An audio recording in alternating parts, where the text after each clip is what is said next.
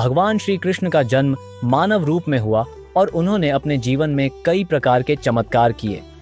परंतु क्या आपने सोचा है कि भगवान श्री कृष्ण ने ये चमत्कार कैसे किए? दरअसल श्री कृष्ण ने चेतना के सबसे ऊंचे शिखर यानी 16वें स्तर को प्राप्त किया था। उन्होंने 64 विद्याओं और 64 कलाओं में महारत हासिल की थी और यही वजह थी कि वे चमत्कार करने में सक्षम थे। क्या आप भी चमत्कार कर सकते हैं? जी हाँ, अगर हम इन कलाओं और विद्याओं का ज्ञान प्राप्त कर लें तो हम भी चमत्कार कर सकते हैं। तो आइए जानते हैं ये 14 विद्याएं और 16 कलाएं क्या हैं। दोस्तों, ज्ञान और कला में अंतर होता है। ज्ञान 2 प्रकार का होता है, पराविद्या और अपराविद्या। इसके अंतर्गत कई प्रकार की विद्याएं आती हैं। इसी प्रकार कलाएं भी 2 प्रकार की होती हैं, सांसारिक कला और आध्यात्मिक कला। सबसे पहले हम विद्याओं के बारे में चर्चा करेंगे। हिंदू शास्त्रों में 2 प्रकार की विद्याओं का उल्लेख किया गया है। पहली है पराविद्या और दूसरी है अपराविद्या। पराविद्या को सांसारिक ज्ञान कहा जाता है, जबकि अपराविद्या को आध्यात्मिक विद्या कहा जाता है। दुनिया में कई ऐसे संत या साधु होते हैं जो इन विद्याओं के किसी न किसी रूप में जानकार होते हैं। वे इन विद्याओं के आधार पर अतीत और भविष्य का वर्णन करते हैं और इन्हीं के आधार पर वे चमत्कार करने की शक्ति भी प्राप्त करते हैं।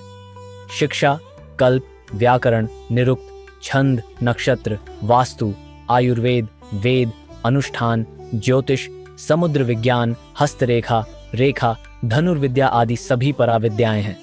लेकिन प्राण विद्या, त्राटक, सम्मोहन, तंत्र मंत्र, स्तंभन, इंद्रजाल, तंत्र मंत्र, यंत्र बांधना, गढ़ गिराना, सूक्ष्म शरीर से बाहर निकलना, पिछले जन्म का ज्ञान होना, त्रिकालदर्शी बनना, मृत व्यक्ति बनना, संजीवनी विद्या, जल बताना, अष्ट सिद्धियाओं, नवनिधियाओं आदि अपराविद्याएं हैं।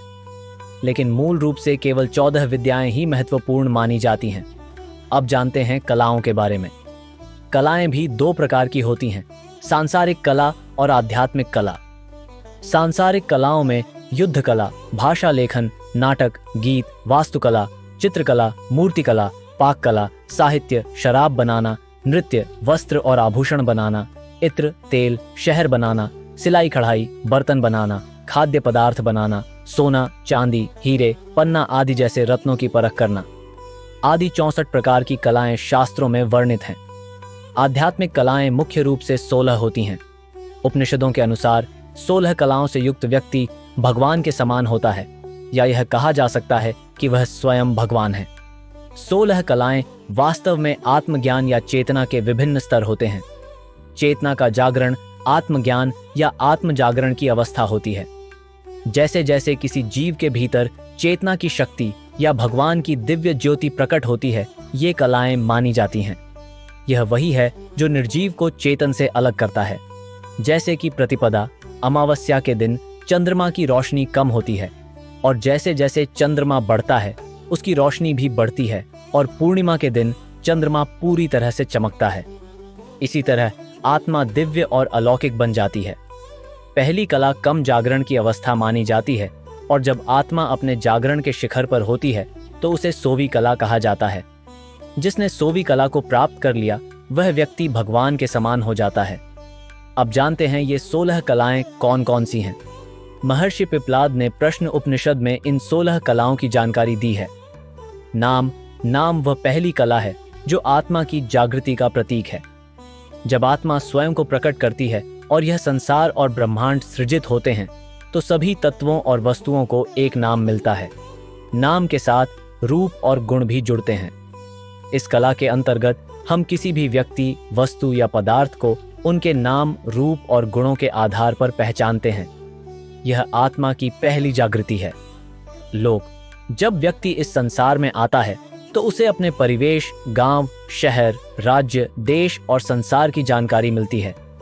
इस कला में आत्मा की जागरूकता नाम, रूप और गुणों से बढ़कर होती है। व्यक्ति यह नहीं जानता कि वह कौन है, कहां से आया है और क्यों आया है। यह आत्मा की दूसरी कला है। कर्म, संसार में आकर व्यक्ति भोजन करना, सोना, बच्चों का पालन पोषण करना, लड़ाई झगड़ा करना, प्रेम करना जैसी क्रियाएं करता है। यह आत्मा की तीसरी जागरूकता है। व्यक्ति को यह ज्ञान होता है कि वह इन कार्यों के लिए जन्मा है। यह कर्म कला के रूप में आत्मा की तीसरी कला है। मंत्र। इस स्तर पर व्यक्ति को यह ज्ञान होता है कि कौन सा कर्म सही है और कौन सा गलत। वह दूसरों को चोट नहीं पहुंचाने का प्रयास करता है और दूसरों की मदद करने के आदर्श बनाता है। यह आत्मा की चौथी कला है, जिसमें व्यक्ति को अच्छे बुरे सही गलत का बोध होता है। इसे मंत्र कला कहते हैं। तप। इस कला में व्यक्ति अपने कर्मों में संयम और त्याग का पालन करता है। वह अपनी इच्छाओं और सुखों का त्याग करता है ताकि दूसरों को सुख मिले। तपस्वी का यह त्याग आत्मा की पांचवी कला है, जिसमें व्यक्ति बाहरी और आंतरिक चीजों का त्याग करता है। वीर्य। इस कला में व्यक्ति को सांसारिक और अलौकिक शक्तियों का ज्ञान होता है। उसे सामूहिक शक्ति, नियम और आध्यात्मिक शक्तियों का ज्ञान होता है। इस स्तर पर व्यक्ति शक्ति के ज्ञान से लैस होता है और आत्मा की छठी कला प्राप्त करता है। अन्न। इस कला में व्यक्ति को यह ज्ञान होता है कि कौन सा भोजन उसके लिए उपयुक्त है और कौन सा नहीं। वह भोजन को केवल स्वाद के लिए नहीं, बल्कि जीवन के स्थायित्व के लिए ग्रहण करता है। इस स्तर पर आत्मा की सातवीं कला प्राप्त होती है। मन। इस कला में व्यक्ति अपने मन पर विजय प्राप्त करता है। वह मन के विचारों और चंचलता को नियंत्रित करता है। इस कला में व्यक्ति आत्मा की आठवीं कला प्राप्त करता है, जिसमें मन और आत्मा के बीच अंतर का ज्ञान प्राप्त होता है। पृथ्वी। इस कला में व्यक्ति का अहंकार नष्ट हो जाता है और वह पृथ्वी तत्व पर नियंत्रण प्राप्त करता है। उसे कई सिद्धियां प्राप्त होती हैं, जैसे शरीर को बड़ा या छोटा करना, पदार्थों को बदलना और घावों को ठीक करना। यह आत्मा की नौवीं कला है। जल। इस कला में व्यक्ति जल तत्व पर नियंत्रण प्राप्त करता है। वह गुरुत्वाकर्षण, विद्युत चुंबकीय बल और अन्य बलों का ज्ञान प्राप्त करता है।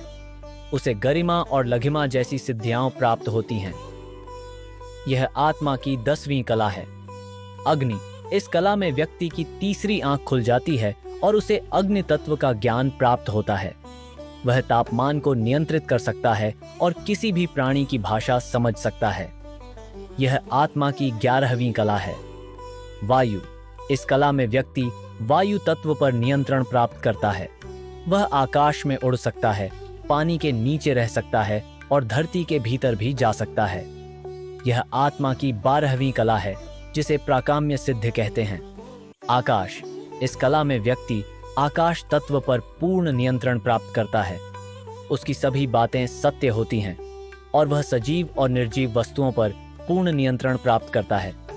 यह आत्मा की 13वीं कला है। विश्वास। इस कला में व्यक्ति परम तत्व पर अडिग विश्वास करता है। उसके शरीर का विकास या तो रुक जाता है या उसकी इच्छा के अनुसार होता है। वह हर जगह उपस्थित हो सकता है और कई रूपों में प्रकट हो सकता है। यह आत्मा की 14वीं कला है। प्राण। इस कला में व्यक्ति सभी कला का स्वामी बन जाता है।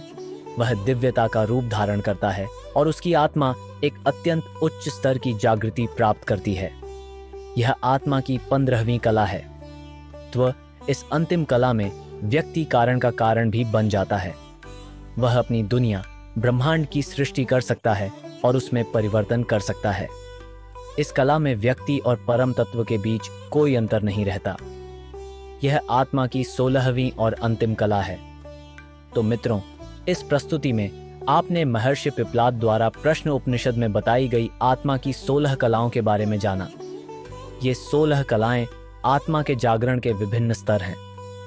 अगर आपको हमारी यह प्रस्तुति पसंद आई तो कृपया हमारे चैनल को सब्सक्राइब करें, वीडियो को लाइक और शेयर करें और अपने विचार कमेंट में साझा करें। आपके जीवन में सुख हो और आपकी चेतना का स्तर ऊंचा हो, इसी शुभकामना के साथ अगले प्रस्तुति में फिर मिलते हैं। धन्यवाद।